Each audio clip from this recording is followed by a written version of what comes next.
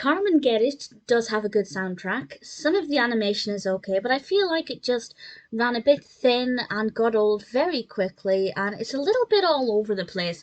This is a 1962 Tom and Jerry cartoon directed by Deitch, and Tom is in an orchestra, in a theatre, performing, of course, Carmen, and he's actually only there because of Jerry. And he's doing everything he can to try and capture Jerry, of course, and Jerry is running all over the theatre, all over the different instruments, and getting in the way of everything. And of course, Tom becomes embroiled in that as well.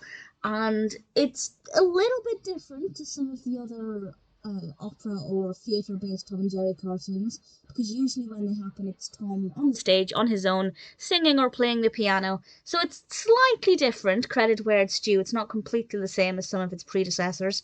And the music is absolutely delightful. The animation quality, sometimes it's okay, and sometimes I feel like it's just a little bit.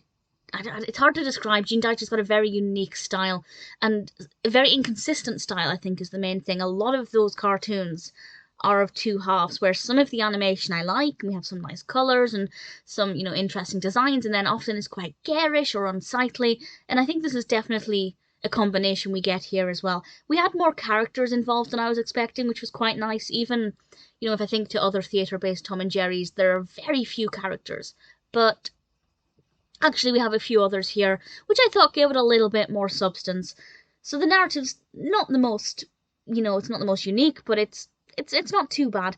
But there were times kind of towards the second half where I thought it was getting very repetitive and it wasn't that interesting. So it is definitely a cartoon of two halves. Some of the animation is good, some of the narrative is good, all of the music is good. Credit where it is due, absolutely. So it's not terrible. I didn't love it. I don't mind recommending it if you're a fan of Tom and Jerry, but it's never going to make a list of favourites.